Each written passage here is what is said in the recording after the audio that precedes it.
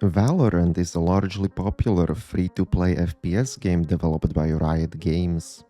It has attracted a dedicated fanbase and a thriving live streaming community on platforms such as Twitch and YouTube. However, alongside the game's growing popularity, there have been a couple of notable incidents within the community related to the practice of boosting among Valorant streamers. Boosting, in the context of online gaming, refers to the act of a skilled player playing on another player's account to increase their rank within the game. I have delved in my own fair share of boosting since I am a decent Overwatch player, and I deeply regret doing so. It was a mistake, and now I am strongly against this practice. Boosting is often done for financial gain or to enhance one's reputation within the gaming community. In the case of Valorant, where ranked gameplay and skill-based matchmaking are highly regarded components of the gaming experience, the issue of boosting has raised ethical, competitive, and integrity-related questions. Valorant streamers getting boosted is hardly a new phenomenon. Anyone remember Trymacs? Or Myth? Yes, the Fortnite Myth, playing with high-level players like Wardell to get higher rank?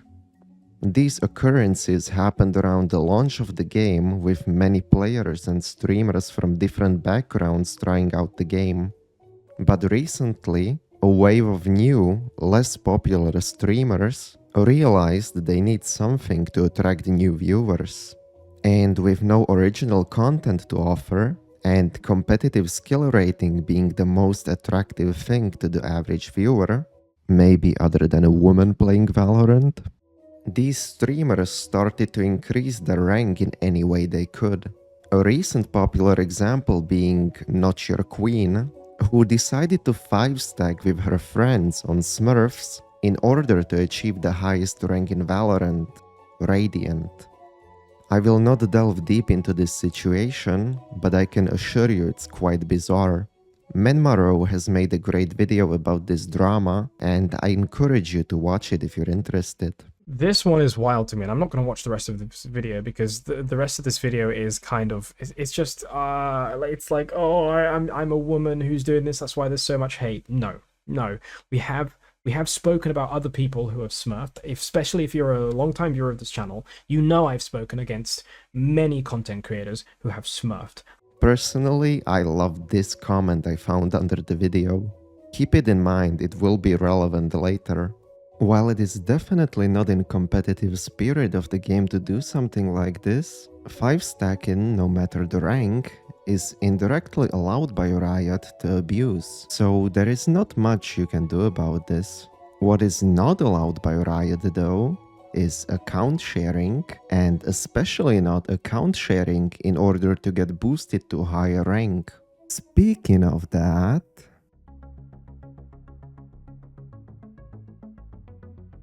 what if I told you that there is a streamer who, after bottom fragging every bronze lobby with Sage, suddenly top fragged every game with Jet and Reyna on her way from Iron to Ascendant? Sound suspicious? Well, let me present to you this. So we're on tracker.gg, which tracks every game of Valorant you play. We are on the profile of our Ascendant level streamer, so let's take a look how she achieved this rank. Let's first go back to some games I know she played herself. As you can see, these are basically bronze lobbies, and I can assure you she played these herself, since I might have played with her.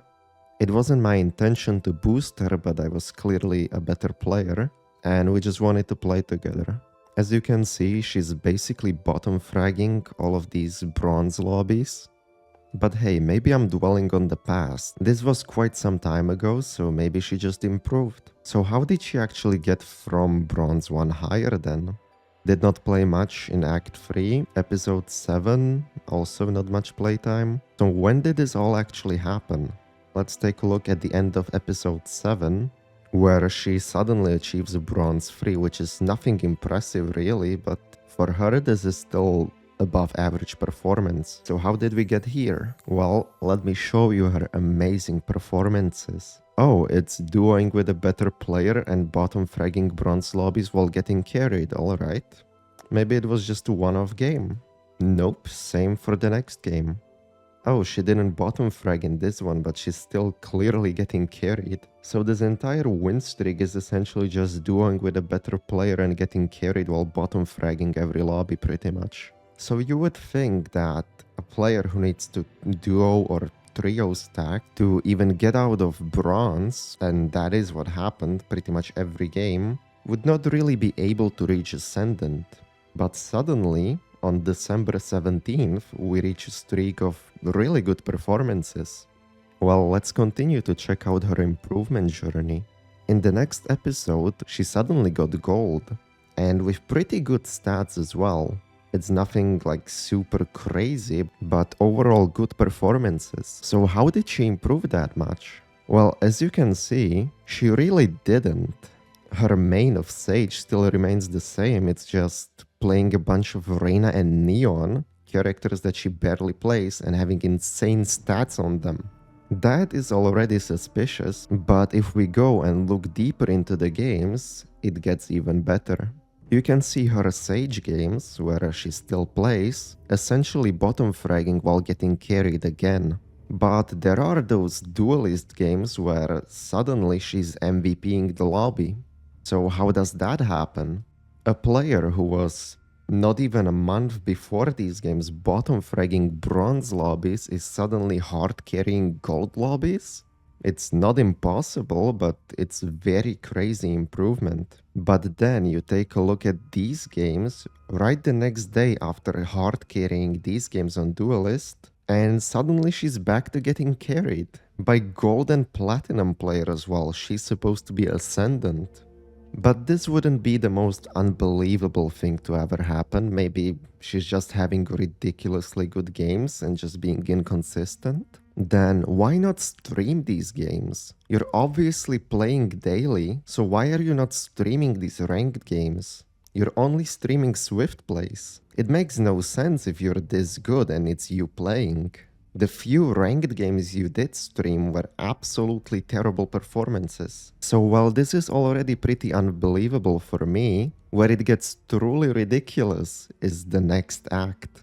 You suddenly have this player who was bottom fragging bronze lobbies not that long ago, hard carrying every single lobby in Diamond. And if you take a look at this, she has basically MVP'd or have been close to being an MVP for every single game, from gold to diamond.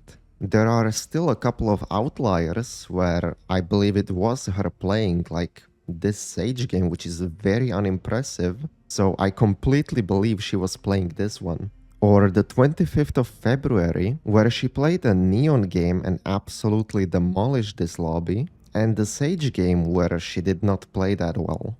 Now let's look at these games in detail. This Neon game was played at 2:30 PM, while the Sage game was being played at 10:30 PM. If it's still you playing, why wait such a long time? In my opinion, it's clear that this was your booster playing, and then you decided to play a game yourself.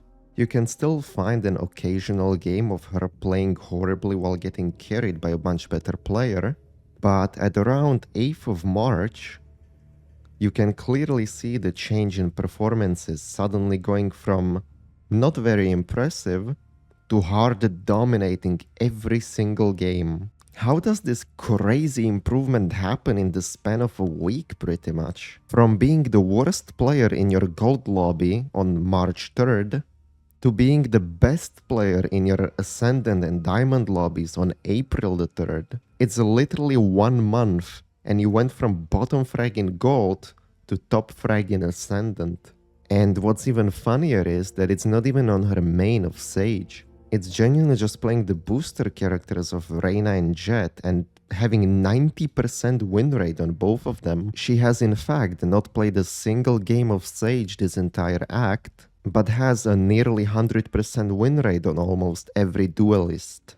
And while I believe this is substantial proof, if you're really in the camp of believing that she improved this fast, let me just show you her premier games, where in the same span of time when she was dominating ranked and top fragging every diamond lobby, she was bottom fragging these premier games in plat lobbies and getting hard carried by gold players. It has happened every single premier game she has played, being even worse than a bronze player. And as you can see, this is during the month when she was dominating ranked.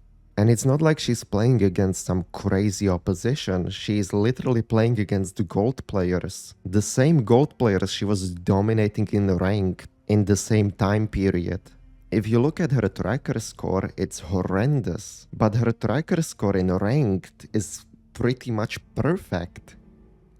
And on top of all of that, if you look at her most recent upload on YouTube, assuming these clips are even hers, which I will doubt, you can see a lot of account sharing in the clips going from one account to another. On a side note, it was uploaded on the 1st of April, so I would not be surprised if this was a troll with none of her clips honestly, but my point still stands. I am sure that if Riot Games decided to check any of the accounts used, they would see clear signs of account sharing. I am also quite positive that I know the booster in question, or boosters rather, since I am aware that this was not just one person's doing.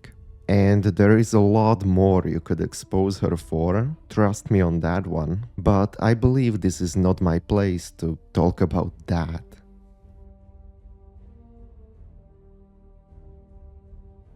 With many more examples popping out recently, it is clear that many streamers in the Valorant community are getting boosted for one reason or another. Smurfing content from the more popular creators has died down, possibly from the backlash and many videos made talking about the ethics of that content, or the popularity of it possibly dipping, likely a combination of both of these and more factors.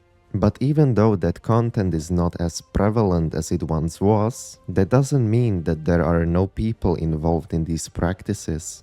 The examples I provided are just a piece of the puzzle in the larger issue of Valorant streamers getting boosted. And having an iron or bronze level player in Ascendant just because she has fans that are willing to boost her there is just ridiculous. And on top of that, it is undoing a lot of work by women in gaming who are doing their best to be taken seriously and not just be viewed as boosted players. By the way, Mel is my goat, love her. So if Riot wants to keep the competitive integrity of Valorant to remain intact, they should do something about the broader issue of streamers getting boosted.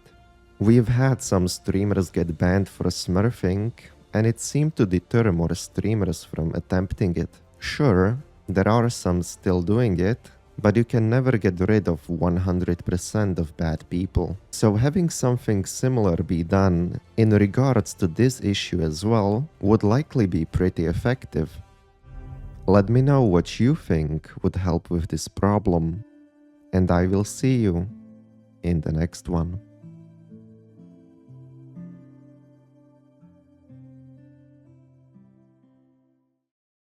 Dude, the joys of being a woman.